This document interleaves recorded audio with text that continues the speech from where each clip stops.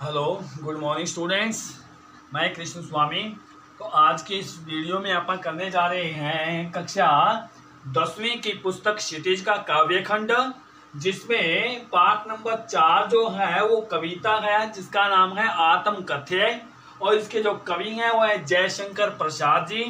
और इनकी जो कविता का उद्देश्य है कवि के जीवन के रहस्यों पर प्रकाश डालना। यानी कि जो जयशंकर प्रसाद जी हैं उनके जीवन की कैसी उपलब्धियां रही हैं, क्या कुछ रहा है, वो भी अपन इसके अंदर आज पढ़ने जा रहे हैं। सबसे पहले अपन जयशंकर प्रसाद जी के जीवन परिचय के बारे में पढ़ लेना बहुत जरूरी होता है, क्योंकि तभी अपने को इनकी जो कविता है, इनके जो भाव हैं हमारे को समझ में आएंगे। तो छायावाद के प्रवर्तक जयशंकर प्रसाद जी का जन्म काशी के प्रतिष्ठित वैश्य कुल में सन 1889 में हुआ था। उनका कुल सुंगनी साहू के नाम से विख्यात था। उनका कुल का मतलब जो उनका जो खानदान था वो सुंगनी साहू के नाम से प्रसिद्ध था। उनके पिता का नाम देवी प्रसाद था। किशोरावस्था में ही उनके सिर से पिता का साया उठ गया था। यानी कि छोटी सी उम्र में ही पिता का साया उठ गया, यानी कि पिता मर गए इनके। लेकिन यही नहीं, इनके साथ बहुत सारे और ज़्यादा दुख हुए हैं, वो क्या अपन इनकी कविता में पढ़ेंगे। यक्ष्मा रोग का शिकार होकर सन 1937 में वे 48 वर्ष की आयु में ही संसार से विदा हो गए। 48 ईयर में ही ये कवि इतनी छोटी उम्र में ही हिंदी साहित्य को बड़े बड़े ग्रंथ दे करके इस संसार से विदा हो गया। आगे देखिए, प्रसाद जी ने हिंदी, अंग्रेजी, संस्कृत, उर्दू आदि भाषाओं का ज्ञान प्राप्त किया। वे भारतीय साहित्य और संस्कृति के पुजारी थे तथा राष्ट्र प्रेम की भावना उनमें कूट कूट करके भरी हुई थी। शैव दर्शन से प्रभावित होने के कारण वे नियतिवादी भी बन गए थे। इतनी छोटी उम्र में इतनी महान उपलब्धियां प्राप्त कर गए। उनके बाद में देखिए इनकी प्रमुख रचनाएं, इतनी छोटी सी उम्र में इन्होंने कितना कुछ हिंदी साहित्य को प्रदान कर दिया। कुछ एक रचनाएं अपने पास हैं, वो मैं आपको सुनाता हूं, ध्यान से सुनिए। काव्य ग्रंथ इनके हैं लहर, झरना, आंसू, कानन कुसुम, प्रेम पथिक, महाराणा का महत्व, करुणालय, चित्राधार, कामायनी। कामायनी तो एक बहुत बड़ा ग्रंथ है जो 15 पार्ट्स में बटा हुआ है। तो उसको पढ़ने से आपको पता लगेगा हमारा जीवन कैसे शुरू हुआ था, कैसे आगे समाप्त होने वाला है। भविष्य के बारे में उन्होंने कुछ ना कुछ इसके अंदर बताया है। उपन्यास, नॉवेल्स कितने लिखे थे उन्होंने? कंकाल, तितली, इरावती, ये अपूर्ण है अभी, यानी कि अधूरा है अभी, क्योंकि इनकी बाद में बीच में क्या हो गया था, इनकी डेथ हो गई थी। कहानी संग्रह, छाया, प्रतिध्वनि, आकाशदीप, आंधी और इंद्रजाल, ये कुल 69 कहानियां लिखी थी इन्होंने। निबंध संग्रह यानी ऐसे बड़े बड़े ऐसे थॉटफुल ऐसे लिखे थे उन्होंने। काव्य और कला तथा अन्य निबंध, नाटक, सज्जन, राजश्री, अजात शत्रु, एक घूंट, कल्याणी, परिचय, विशाख, कामना, स्कंदगुप्त, ध्रुव स्वामिनी और चंद्रगुप्त, ये ऐतिहासिक नाटक भी इन्होंने लिखे थे, यानी कि प्ले भी लिखे थे इन्होंने, पटकथाएं लिखी थी इन्होंने। काव्य विशेषताएं देखिए इनकी कविता, इनकी जो रचनाएं पढ़ने से हमारे को क्या कुछ पता लगने वाला है। प्रेम तथा सौंदर्य का वर्णन इन्होंने क्या है अपने काव्य में किया है। प्रेम और सौंदर्य का वर्णन पढ़ने से आपको पता चलेगा कि प्रेम क्या होता है और सौंदर्य क्या होता है।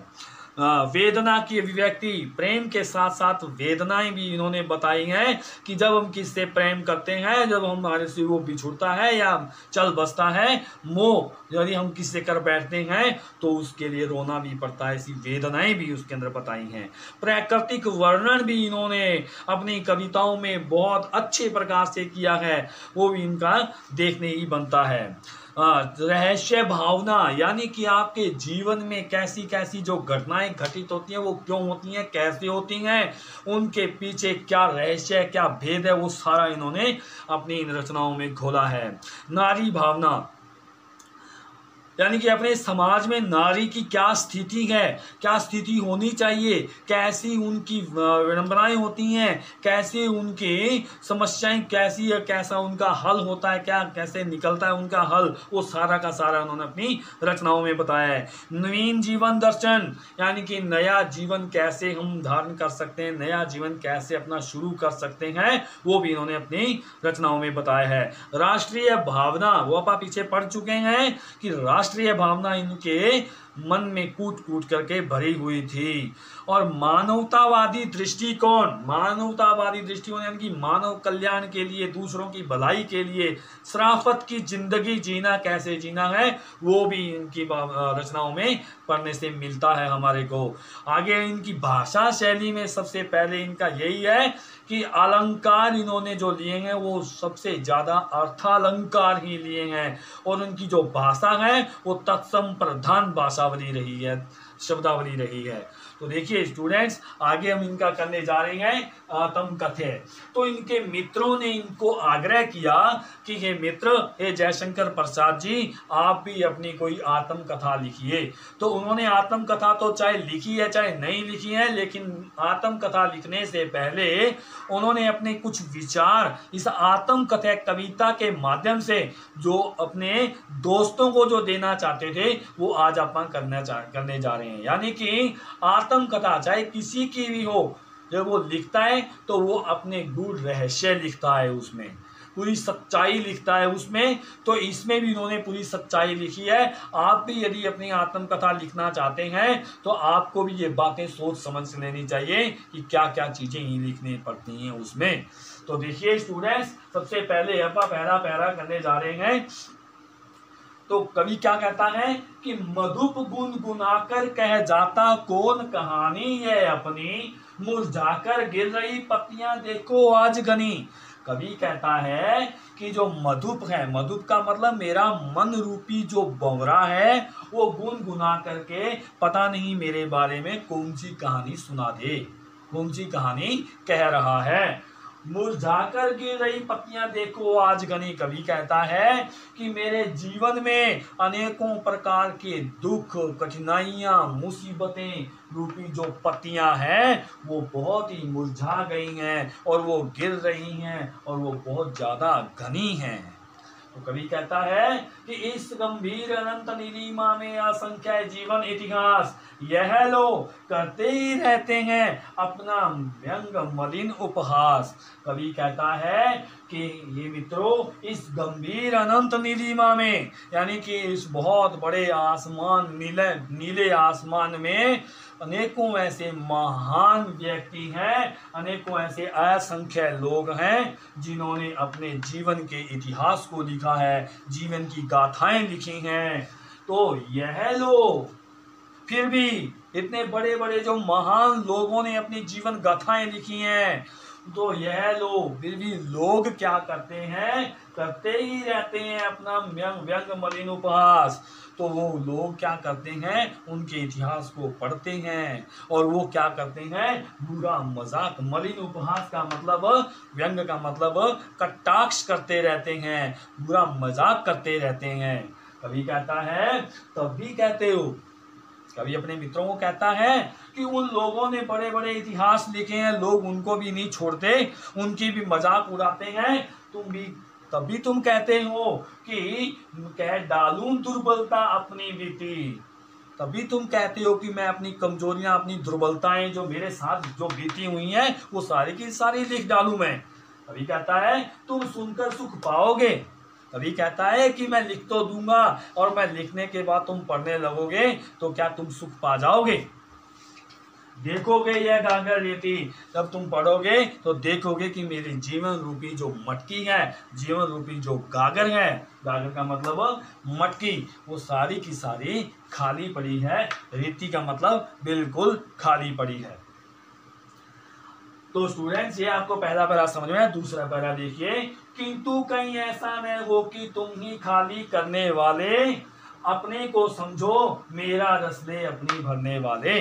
कवि कहता है कि किंतु कहीं ऐसा न हो कि मेरी जो कहानी है मैं लिख तो दूंगा और वो कहानी पढ़ने के बाद तुमको कहीं ऐसा न लगे कि हमने इस कवि को खाली कर दिया, हमने इस कवि को समस्या में डाल दिया।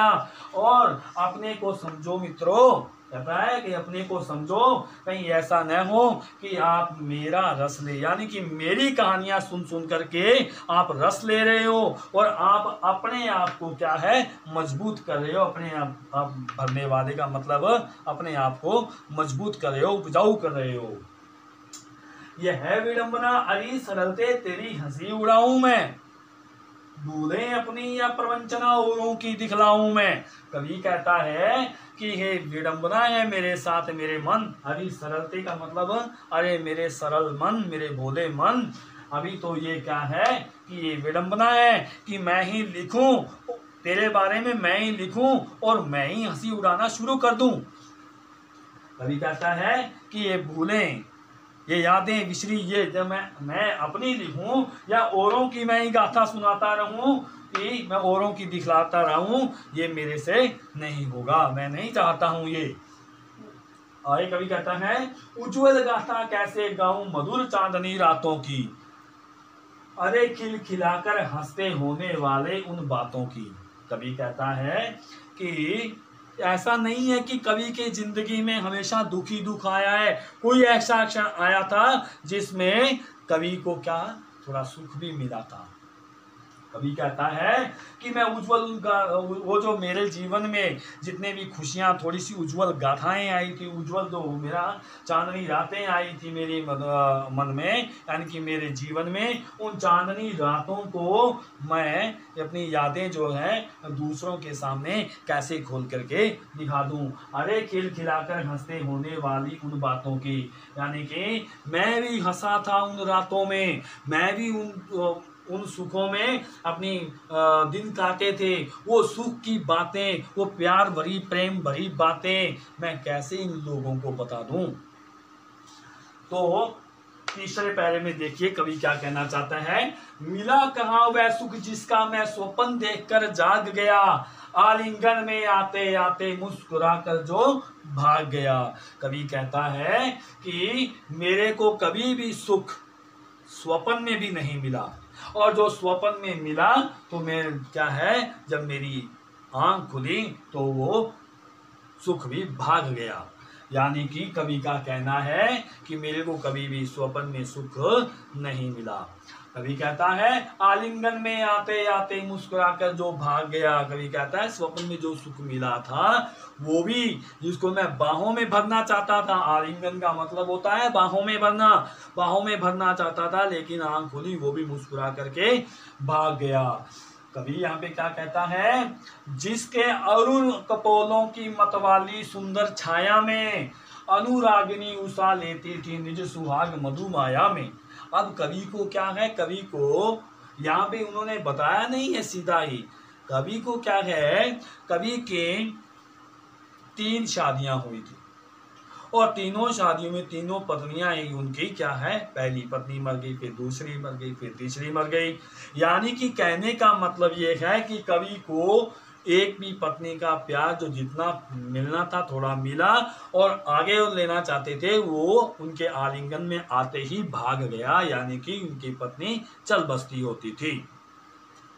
तो यहाँ पे क्या है, अपनी उन बातों को उस पत्नी की को याद करते हुए कवि कहता है कि जिसके अरुण कपोलों की मतवाली सुंदर छाया में, कहता है पत्नी है, पत्नी के जो गाल हैं, अरुण, अरुण का मतलब लाल, कपोल का मतलब गाल, उनके जो लाल गाल हैं उनकी सुंदर मतवाली छाया में मैंने दिन बिताए हुए हैं।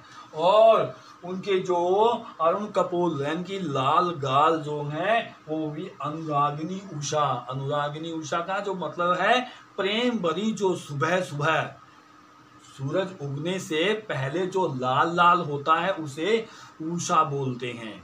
मतलब वो भी अनुरागिनी प्रेम भरी जो उषा है वो भी अपना सुहाग देती है उनसे, उनके अरुण कपोलों से, लाल गालों से ही क्या है, वो भी क्या है मधुमाया, यानी कि मिठास भरती है अपने आप में। आगे कहते हैं उसकी स्मृति पाथे बनी है थके पंथी की पंथा की, सीवन को उधेड़ कर देखोगे क्यों मेरी कंथा की। कवि यहाँ पर कहता है कि मेरे को तो सिर्फ मेरी पत्नी यानी कि उनकी स्मृति का मतलब उनकी यादें ही पाथे का मतलब सहारा बनी हुई है। थके पंथी की पंथा की यानी कि कोई भी एक पथिक यात्री, पंथा यानी कि रास्ते में जब कोई यात्री थक जाता है तो वो किसी चीज का सहारा लेता है। तो कवि कहता है कि मैं भी अपने जीवन के रास्ते पे चलता चलता थक जाता हूँ तो मेरी पत्नी की यादें ही मेरा सहारा बनती हैं। तो कवि कहता है सीवन को उधेड़ कर, आगे कवि क्या कहना चाहता है कि सीवन को उधेड़ कर देखोगे क्यों मेरी कंथा की। अब आगे कवि कहता है कि मेरी जो जीवन रूपी गुदड़ी है यानी कि कंथा क्या है, मेरी जीवन रूपी जो गुदड़ी, जीवन में जितने भी रहस्य हैं उनकी सीवन का मतलब उनके जो टांके लगे हुए हैं वो सीवन को उधेड़ करके तुम क्या देखना चाहते हो, आपको कुछ नहीं मिलने वाला मेरी इस आत्म कथा में से। कवि कहता है आगे तीसरा पैरा भी आपका समझ में आया होगा स्टूडेंट। फोर्थ पैरा देखिए, छोटे से जीवन की कैसे बड़ी कथाएं आज कहूं, क्या यह अच्छा नहीं कि औरों की सुनता मैं मौन रहूं। कवि कहता है कि इस छोटे से जीवन में मैंने कोई बड़ी बड़ी गाथाएं नहीं कही हैं, मैंने कोई बड़ी उपलब्धियां नहीं पाई हैं, इसलिए मैं कोई झूठी कहानी बना करके कोई बड़ी कथा नहीं लिखना चाहता। क्या यह अच्छा नहीं कि औरों की सुनता मैं मौन रहूं। कवि कहता है कि इससे तो अच्छा यही होगा कि मैं औरों की सुन करके ही उसमें ही आनंद लेता रहूं। और आई कवि कहता है सुनकर क्या तुम भला करोगे मेरी भोली आत्म कथा का, अभी समय नहीं थकी सोई है मेरी मौन व्यथा। कवि कहता है कि मेरी इस भोली भाली आत्म कथा को सुनकर के आप क्या आनंद लेना चाहोगे, आपको कुछ नहीं मिलने वाला।